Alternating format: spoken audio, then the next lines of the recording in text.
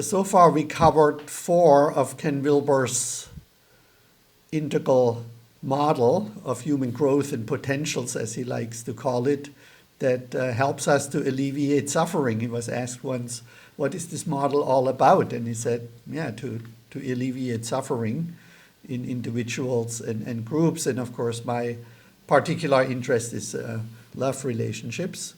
And so these first 4 or 5 that we covered were the 4 dimensions of our being and relating, or the 4 quadrants, as Wilber calls them, which I think is a really great start and foundation for co-creating a healthy relationship. And then we looked at different lines of development. That would be the second element in Wilber's model. And then his insight that these lines develop in stages. So we looked at stages of consciousness development, spiritual development, sexual development, and anima animus complex development. And then his 4th insight was that we humans experience different states of consciousness, right? Sometimes we feel very elated or have peak experiences or have heightened spiritual experiences. And then, there's a normal way of how we are in the world, and he calls that states, and then these states can be made into permanently accessible stages as we practice, for example, through meditation, spiritual development, or sexual development. And now we come to the final of his 5, which are personality types. So it's really interesting, why he chose these 5 areas, and types are also very, very important. And before we go into the love languages based on Gary Chapman's book, I want to give a little introduction to types, because sometimes people get defensive around typologies, interestingly enough, which I think is a certain type in itself, right? A defensive person or a challenging person or an aggressive person is a type in itself. So they say, oh, I don't like these typologies. I don't want to be put in a box, or it's very deterministic, right? I'm just not one person. And oddly enough, sometimes people with personality disorders get very defensive around it, because they feel they have so many different personalities that they find it kind of irritating. But nevertheless, and in day-to-day language, we often use certain words for people. And I just learned that there are, in the English language at least, there are 3,000 words that characterize people. So maybe you can type a few of them into the chat window that come to mind. For example, defensive, right? Or outgoing, or gregarious, or conservative. Right? What words may come to mind that may describe you in a few words? Right? Messy, organized, boring. Okay, yes, some people are really boring. Hopefully I'm not. What else comes up that you might share? Loving, yeah. Or a kind person, aggressive, funny, yeah, the funny types. I sometimes hide behind my jokes, right? Yeah. What else comes to mind? We have 3,000 words, so maybe you can come up with a few. Closed or open, right, would be the opposite. It's also interesting that these words all would have an opposite, right? So it's kind of like a funny or boring, maybe one of these opposites. Serious, right, would be a good word. My dad was very serious. Joyful, lazy, active. Right? So we already see, and if we would do this now for 15 more minutes, we would probably come up with a lot of these words. And if we look at different typologies, today we're going to cover the love languages. There has been studies over the last 20 years or so of these typologies, and these scientists, and we have a few more here, imaginative, powerful, lazy, Scientists studied these different words that describe certain characteristics in people, and then they used something that's called factor analysis, where they realized that certain of these traits, of these characteristics, bundled together, so to speak. Right? So let's say an outgoing person was also risk-taking, for example. And so what they came up with was that people have different levels of openness to experience, and they put this on a scale from 1 to 5. So if somebody was very consistent, cautious, right, that indicated to be not very open to experience, or inventive or curious. So, people could be on one extreme or the other extreme, or somewhere in the middle. And then the second one was conscientiousness, either extravagant, careless, or efficient, organized. And the third one is extroversion.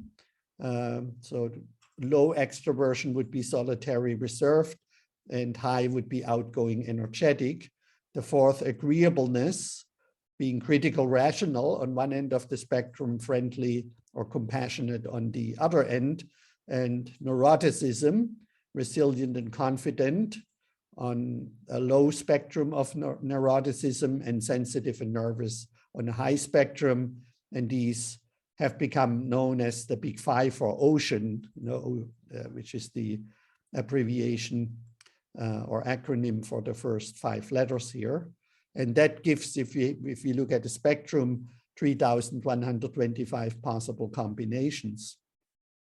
And so what they realized was that these character traits are fairly consistent throughout people's lives. So that's one important part about types, is that unlike the stages where we develop in consciousness and broaden our awareness and change our worldviews and things like that, that the personality types are very foundational. Of course, they also change as we in their expression as we become more conscious, and maybe that the expressions of these types become more healthy as we evolve. But basically, they're embedded deeply in our psyche, and they now found out that about 50% of these traits are genetically predispositioned. Doing twin studies, they found it out.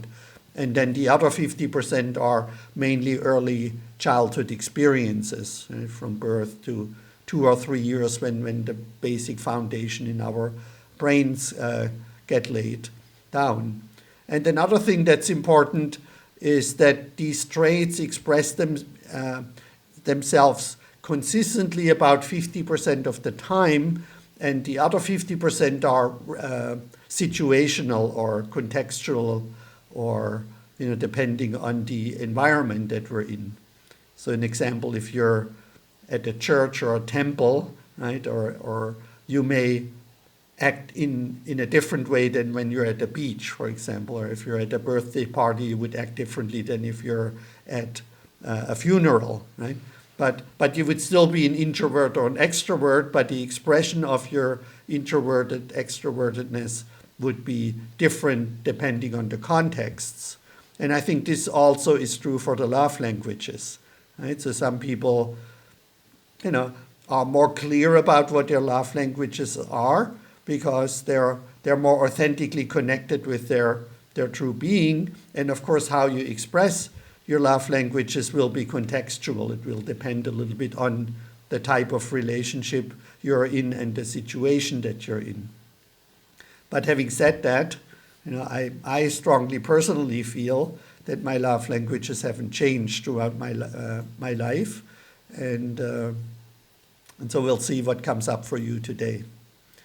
And this is, of course, not the only typology that is out there. There's, I think I wrote down 20 or 30 typologies at one point. So I also want to invite you to type into the chat window or share what other typologies you are familiar with or are a fan of, use in your life to understand yourself and others better. And of course, next week we will cover the 9 types of the Enneagram. But there are many other typologies. So the Myers-Briggs type indicator is a very famous one and used a lot in corporate settings, but also in therapy and other areas. It's actually interesting that I lived in Northern California and in Southern California. And in Northern California, the Enneagram is very popular, and a lot of people don't even know the Myers-Briggs. And in LA, the Myers-Briggs is much more popular, and few people use the Enneagram there. So it's, I think, also a little bit in more rational orange environments, they're more into the Myers-Briggs, and in more pluralistic New Age environments, the Enneagram is more popular. So it's a little bit dependent on stages. Because the Enneagram is, as we will learn next week, is an ancient symbol and sometimes a little bit associated with magical thinking, even though there's a lot of psychological evidence around it. So we have the star signs, right? Astrology. Anything else that comes to mind? So there's type A and B personalities, for example. We have the NLP type. Some people see that as type being auditory, visual, or kinesthetic. And that also connects us to the love languages, these 3 types. So what we want to do today is we're going to do a test first. First, you will do a test. So what's important for all these tests, and specifically the love languages test, is that you give your answers based on your whole life experience, or at least adult life experience, and not just how you feel in this very moment. Because you may be in a certain state, as I said earlier, maybe you, because of COVID, you haven't been hugged or touched for a while, and so maybe you have a stronger craving or need for human connection.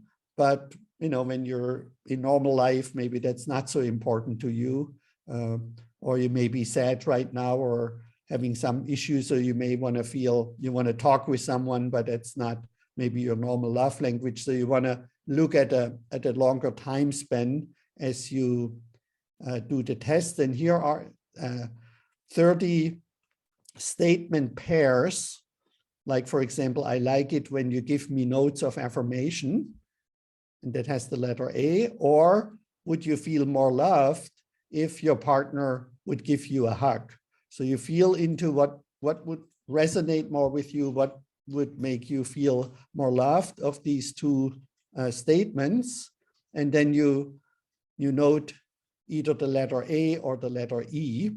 And then you go to the next statement. I like to spend one-on-one time with you. Or I feel loved when you give me practical help. And again, you pick the letter that would make you feel more loved or is more resonant with you.